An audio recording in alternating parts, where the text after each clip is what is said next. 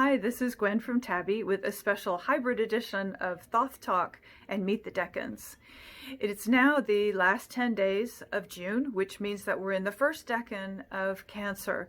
And the tarot card that is associated with the first decan of Cancer is the beautiful Two of Cups. It's Venus in Cancer. So let's look a little bit at the imagery in the card before we look at the astrology. This is a very alchemical card. It's maybe not one that you think is very alchemical, but it is, because it's very much about what happens when two things come together, when two people meet, for example. Something else comes from it. Two things meet, two people meet, and there's a spark, and then something else is created, and that something else is very important. If you look at the Rider-Waite-Smith card, you have a man who is reaching out to a woman and she is accepting his approach. And this is a way of expressing the way the energy works on the tree of life. The masculine pillar of force sends energy to the feminine pillar of form, which accepts it and turns it into something. And what happens as a result of that is a third thing, and that appears between them. You have the caduceus of Mercury creating magic, creating that spark. And above it, you have the red lion, which is an alchemical symbol of transformation. So something really special is going on here. Something is transforming because as a result of these two people, for example, coming together. And you can see similar imagery in the Thoth Tarot. You have blue at the top and yellow in the middle. Those blend together to make green at the bottom. And you can also see that there are two fish in the middle. They look like goldfish, but they're dolphins. And dolphins are also symbols of the beginning of the transformational process in alchemy. So it's a very important aspect of the card, not just that two people are coming together, but that something new may be created between them.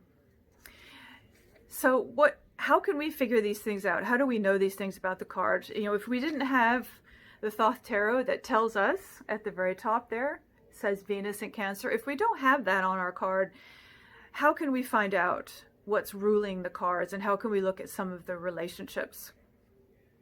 Well, what I like to do is I like to use the zodiac wheel, and I'm going to switch now to the zodiac wheel. So here we are in the middle of the zodiac wheel.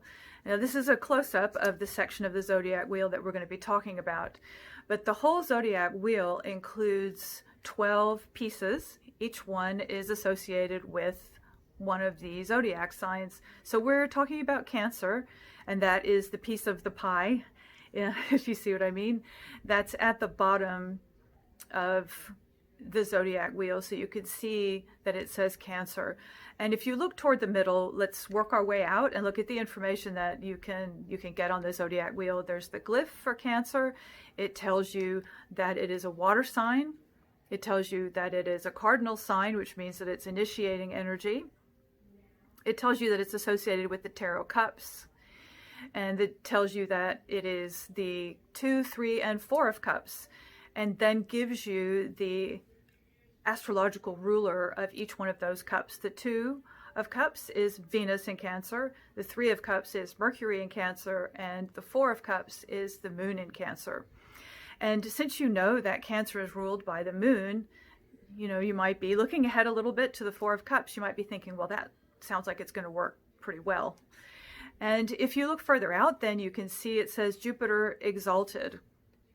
So this is great. I mean, it brings a lot of blessings to all of the cards that it covers, because Jupiter is just full of blessings, very generous and merciful, loving kindness. And so it's certainly a great placement, I think, for all of these cards. Maybe any kind of new meeting that is, if you draw a 2 of Cups, well, you know that you've got Jupiter behind you. So that's very positive. You can look at the tarot cards that are associated with this piece of pie, not just the 2, 3, and 4, but you can look at the court cards. Every court card rules 3 minors.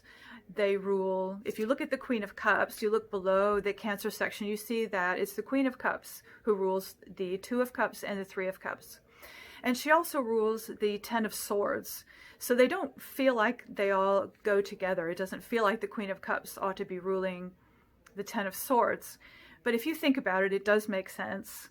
And also the reason I think that this is done is so that there's a balance, so that you don't have a court card who is just all in one element. You have, in this case, the Queen of Cups, who's ruling an air card and 2 water cards. And this works out all the way around. All the court cards do this. They rule the last decan of the previous sign and the first 2 decans of the next sign, or in our case, the current sign. So you can look at the connections there and think, well, maybe the Queen of Cups will give me a little bit of information about my reading if I draw the 2 of Cups, remembering that Cancer is ruled by the moon, which is a very intuitive energy, and so is the Queen of Cups. I've read that the Queen of Cups is second only to the Priestess in terms of being the most intuitive card in the deck. So maybe there's some kind of intuition that you can use in your reading. So I hope that was helpful, and I'll see you in the next video.